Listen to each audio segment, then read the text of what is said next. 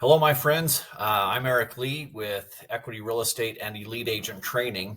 I got a request from one of our brokers to do a training on this lease agreement with option for purchase. This is something that we may start seeing more coming up in the next few years as people get a little bit more creative with different ways to get their home sold as that gets more challenging. All right. So the cool thing about the lease agreement with option for purchase, you basically have two different ways to accomplish kind of the same design. All right, you can do the lease agreement or you can do seller financing, and there's pros and cons to each one. I'll save seller financing discussion for a different time because I don't want these videos to get super long or people tune out. Let's focus today on the lease agreement with option for purchase. Basically, both of those forms, whether it's a lease agreement or seller financing, means somebody is not able to purchase the house today for one reason or another. And it could be they've got bad credit, they're working on it. Maybe they have just started a new business and they haven't been in operation for long enough, because you typically need a couple of years established with a new business before you can get financing. There's a variety of reasons why you may want to get into a lease agreement or seller financing. But whatever that reason is, we do have a great form for it. So the lease agreement with option for purchase is an all-inclusive form, meaning everything that you need is all here in this one form provided to us by the Utah Association of Realtors. So as we go through it, you'll notice that it is very similar to the standard real estate purchase contract. We've got our earnest money handled up here just like normal. We define the property, the included items, excluded items. Here we start to see some variations though. Instead of seller's disclosures, we've got landlord disclosures. So remember that we are setting up a landlord-tenant relationship here and not a buyer-seller relationship, okay? So we've got a landlord-tenant relationship. They're still providing all of the same disclosures that you would in the standard purchase contract, but they're driving home the point that this is a landlord and tenant relationship here. Tenant has the right to due diligence because they are considering purchasing this home. So they do have this right to due diligence. They've got a deadline to do those things by. And those things are the earnest money, et cetera. All of that is handled pretty much like it is in a standard purchase contract if they want to cancel prior to that due diligence deadline. However, this is where we really differ. Now, right here in this contract, we're setting up the terms of the lease. So the lease is going to start on whatever day. They get to occupy the property on whatever day. We set up how much the rent payment is, when it's due. And, it talks about late fees right here. So everything is defined out. You've even got your security deposit. And don't get this confused with your earnest money. That was separate. That was up towards the start of the contract. This is your security deposit, just in case you decide to move out and there's damages. Just like a regular rental, you're going to have a deposit that covers those types of things. It even defines who's going to pay the utilities and other services in here. All right. It defines who can use it, just like a regular tenant agreement, that it's going to be used as a residence by the tenant, not with other people. It's going to be, the undersigned adults and how many children. It's defining what pets can be there, who's responsible for maintaining and repairing different things that happen. So right here for all of this section, it's really just as kind of a standard lease agreement. All right. So all of section 4, and section 4 is pretty long, but it all is pretty much a standard lease agreement. Then we get into section 5, and this is where we talk about the option and what this means. And this is where things get really exciting. All right. We're setting a purchase price today. So typically when we set up a lease option, this isn't going to close for, it could be a year, it could be 3 years, it could be 5 years. It's up to you. The dangerous thing is that we're setting a purchase price today. And so I've done a lease option once. For those of you that know, the last few years have been crazy, right? And right before that craziness started, I set up a lease option and I established the purchase price for a property at $500,000.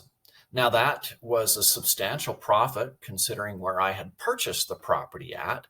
However, by the time that year had passed, I could have easily sold the property for $650 because things had escalated so far out of control that nobody could have ever anticipated. And so there is somewhat of a risk here, but we are setting a purchase price today. Now, there's a risk on the other end as well. Okay, the risk on the other end is that maybe property prices tank. And that risk is substantial too. So if we set a purchase price for 500 and in a year market values have depreciated for some reason and it's only worth 450, then that's a risk that the seller's taking a risk because the buyer may not close, but the buyer's taking a big risk here because of this option money. Now, what option money is, this is different than that deposit. This is different than the earnest money. The option money, the big thing here is the option money is non-refundable. Okay, and it says except as provided in 3.2 and 4.16. 4.16 is basically there's an earthquake and the place is destroyed. 3.2 is their due diligence conditions. So if they pass due diligence, which you would want to set up just, like normal, they get their due diligence and inspections done a couple weeks after acceptance on this contract and before they move in, or within a couple of weeks of moving in, something like that. But if they don't cancel based on due diligence and the place doesn't burn down or get taken down by an earthquake, that option money is non-refundable. And that's a big deal because usually the option money is substantial. So because I, as the owner of this home, am going to take a risk, I'm not going to sell it to anybody else. Things could appreciate significantly. I mean, there's some risk on my part for letting you stay here when you can't qualify and just buy it. Because of that risk, I get option money, and I'm going to get $20,000, $50,000, $100,000 option money, and it's non-refundable. You don't get that back. If you choose to not purchase this place because the market goes down, that money is mine. All right. If you choose not to purchase this place because you don't get your credit fixed up the way that you had hoped to, that money is mine. There is no finance appraisal deadline in this contract. They figure that you'll work that stuff out over the next year or two, however long this contract is for. But if you don't get your stuff worked out as a buyer, you lose that option money if you don't perform. Okay. So the option money is consideration for the option. In other words, I'm giving you an option to buy this home. Nobody else will have that option. It's coming off the market because normally a renter, they don't have exclusive rights to buy a home. And what you're doing is buying that exclusive right. Whether you choose to exercise that right or not, you own that right. All right. It is not a penalty or liquidated damages. All right. This is just you have bought a right to buy the home that nobody else will have over the next 12 months. And the option money shall be credited against the purchase price at closing. So if you're giving me $100,000 and we've got a $500,000 purchase price, in the end, you'll only need a loan for $400,000 because I've already collected the 100. But if you don't close, then that 100 is mine and you move on and I move on and I can sell it to somebody else. All right. This next section, E, I want to talk about this really quickly. In the event the tenant exercises the option to purchase the property as provided under the terms of this contract, then at closing, blank amount of each rent payment received by the landlord prior to the 5th of each month shall, subject to lender approval, if any, be treated as additional option money and credited against the purchase price. I don't like this. Okay. I like putting a zero here. These are tenants. I have heard in some cases with case law or something that a tenant was able to make an argument that because a certain portion of their rent was credited towards a future purchase price, that they were in essence an owner and they were being treated like an owner, and then they had ownership rights and couldn't be evicted. And it really drew things out with the court process. So if that is the case, if somebody gets really creative like that, and besides, it may cause may cause trouble with the lender approval later on, I just like it clean. Look, you're a renter until you purchase it. So give me the option money, and every bit of your rent payment is purely rent. None of that goes towards a future down payment. I know some people like to do that. I don't. That's my personal opinion on it. Okay.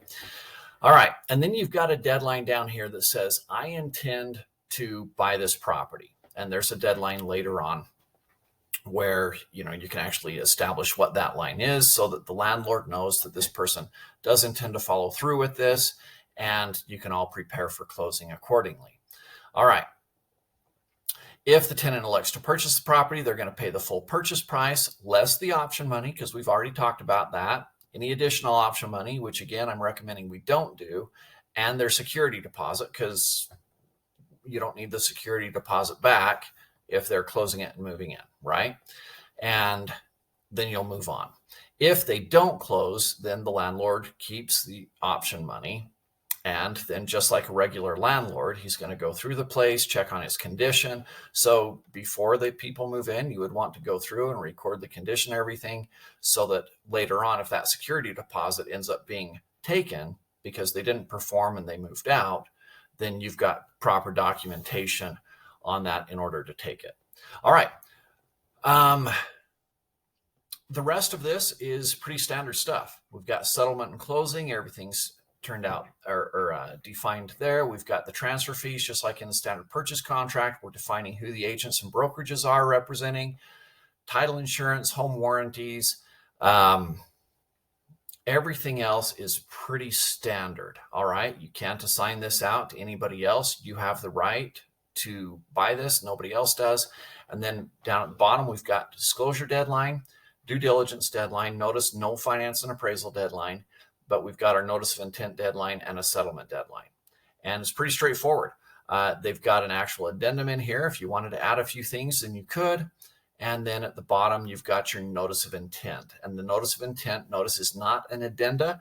It's simply a notice. So it's only signed by the tenants saying, we intend to go ahead and move forward and close on this property. So hopefully this was a helpful overview for you of the lease option. If you have questions on this, you can take that to your broker, but it can be a good solution for you. Again, there's risks on both sides with how you do it, because you don't know what the market is going to do, and the market could go up, market could go down, but we're setting a price today regardless of what the market does, and you're paying for that option up front. So there's risks on both sides, there's offsets for both sides, but it is a great way to move ahead with people that otherwise may not be able to qualify today. Thank you.